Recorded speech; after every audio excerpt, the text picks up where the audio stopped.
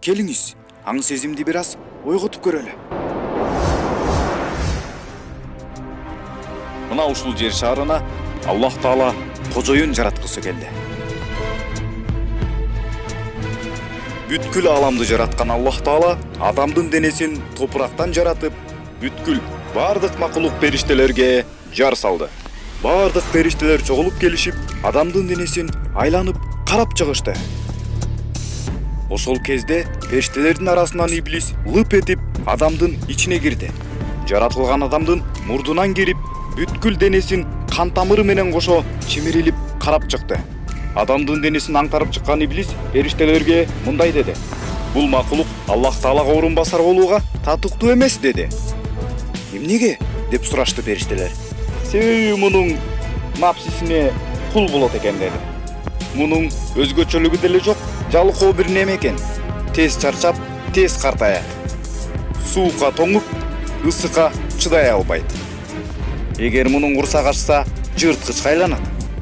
Анан мунун атак, даңк, байлык, бийлик, мансапка тез эле мас болуп калчудай. Жалтырак жултуракка кызыгып, дүнүйө мүлккө тойбогондой. Өзүнүн каалоосун ойлоп, кумарын кандыруу үчүн күнөө иштерге оңой эле барат. Чегинен чыгып кетсе, кан төккөнгө чейин барат. Мунун менден артык жерин байкаган жокмун. Эмнеси өзгөчө? Бирок денесинде эч бир түшүнүксүз бир жери бар экен." Таң калган периштелер "Ал эмнеси экен?" деп сурашты. Иблис: "Анын көкүрөгүнүн сол жагында бир эт бар экен. Ошол жүрөгүнө эч кире албай койдум. Ал эмне, ичинде эмне бар, таптакыр белгисиз.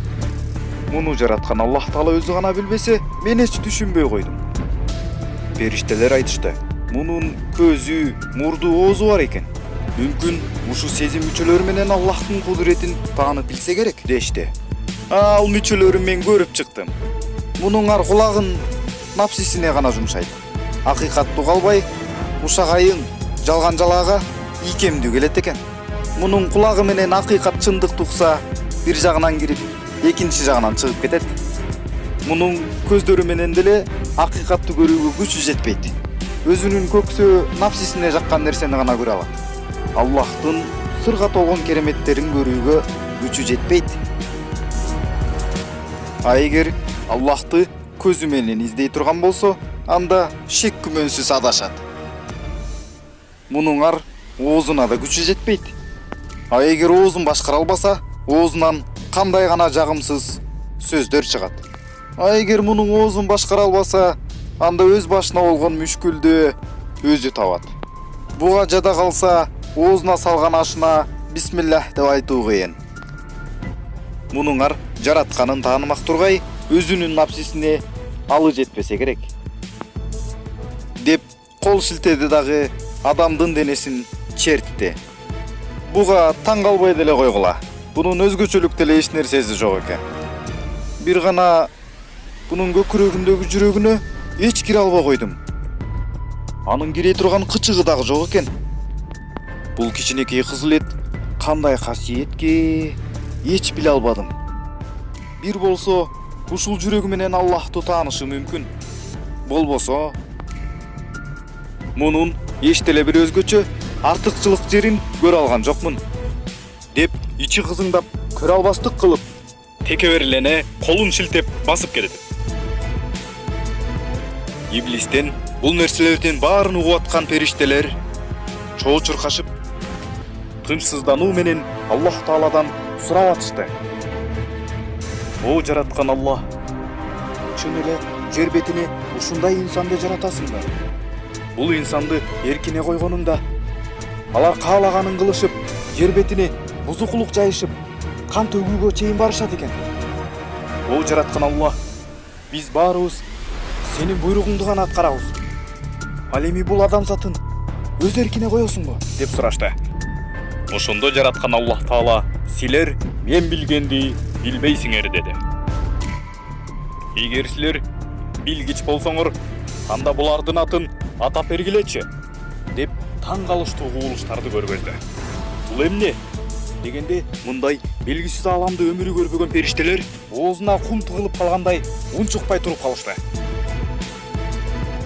чындыгында мен силер билбегенди билемин деп жараткан Аллах Таала өз рухунан адамдын денесин үйлөгөн кезде анын жүрөгү согуп көзүн ачты. Көзүн ачкан кезде кана эме, мына бул заттардын атын атаган деп адам затына амир берген кезде адам бардык нерсенин атын Аллах Таала каалагандай кылып атап чыкты. Адамдын алгачкы кадамын карап турган бардык периштелер бул нерсеге таң беришти. Ошондо Аллах Таала: "Мына көрдүңөрбү? Кана эми мен жараткан орун басарга урмат сый көргөзүп сажда кылгыла" деди. Адамдын көзүн ачканда эле жасаган кадамына таң берген периштелер адам затына сажда кылып, баш ийип, сый урмат көргөзүштү. Бардык периштелер адамга баш ийип, сажда кылган кезде иблиске негедир бул нерсе жакпагандай түр көргөздү. Адамды өзүнөн өйдө көрүүнү каалабады.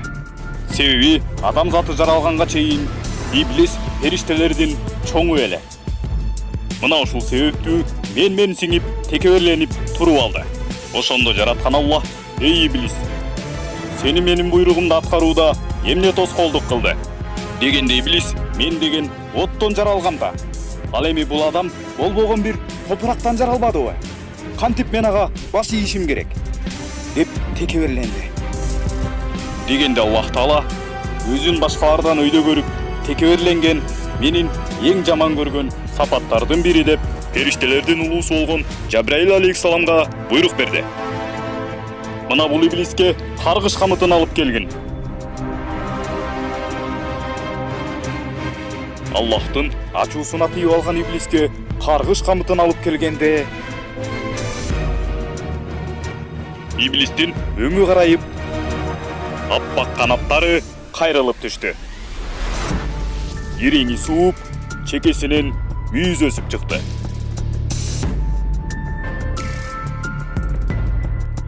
Мурдагыдай жаркын жүзү соолуп, өңү коркунучтуу шайтанга айланды. Аллах Таала иблисти каргышка калган абалда жер бетине куулушун буйрук кылды. Периштелер иблисти түрпеттирбей кармады да, каргыш камышын мойнуна кийгизип, жер бетине кууп салышты. Каргышка калган иблис куулган абалында мындай деп чуу салып атты: "Мен ушул адам үчүн каргышка калдым. Ушул адамды менден өйдө көргөнүң үчүн мен бул адамдын ким экенин тастыктап беремин. Мен эми бул адамды жерде күтөмүн. Жана анын кан тамыры менен жүрүп, кыямат кайымга чейин азгырып, адамдарыңды тозокко толтурамын. Билемин, мен каргышка калдым. Мен барар жерим тозок, бирок мен бул адамдарды дагы өзүм менен кошо тозокко ала кетемин." Мына көрдүңүзбү? Аллах Таала бизди кандай кылып жараткан? Ушунчалык өзгөчө жараткандыктан бул нерсени иблис дагы көрө албастык кылып ичи таарыды. Адам, биздин денебизди Аллах Таала ушунчалык кооздук менен жаратты.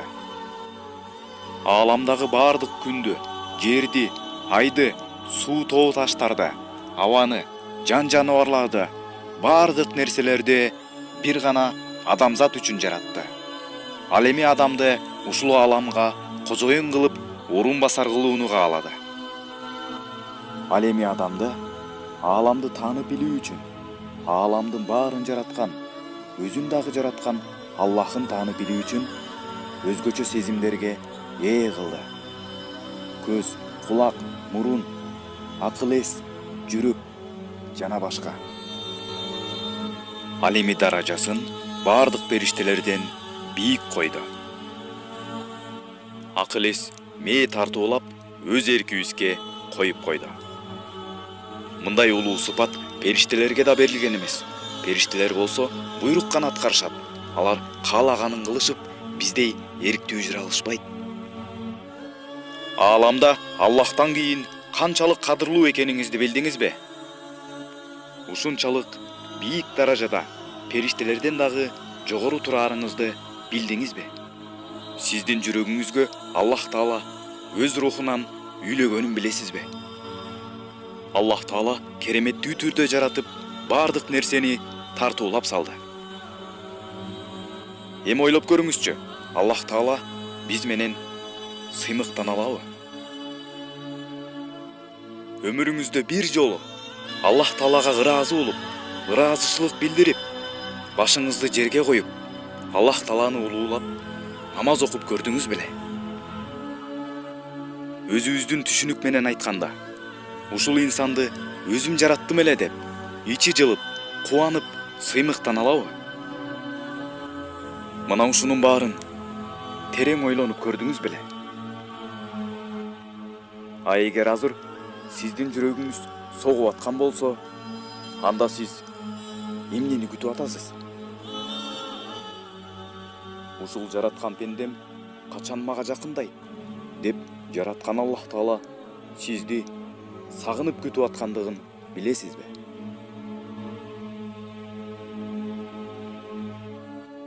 Видеону даярдаган Шумдук ТВ каналы. Ал эми бул видеого лайк басып, башкаларга таркатканыңыз үчүн сизге Аллах ыраазы болсун. Келиңиз, бул видеонун ссылкасын колдон келишинче WhatsApp'тардан таркаталы. Балким алардын жүрөгү сиз аркылуу жумшарып калар.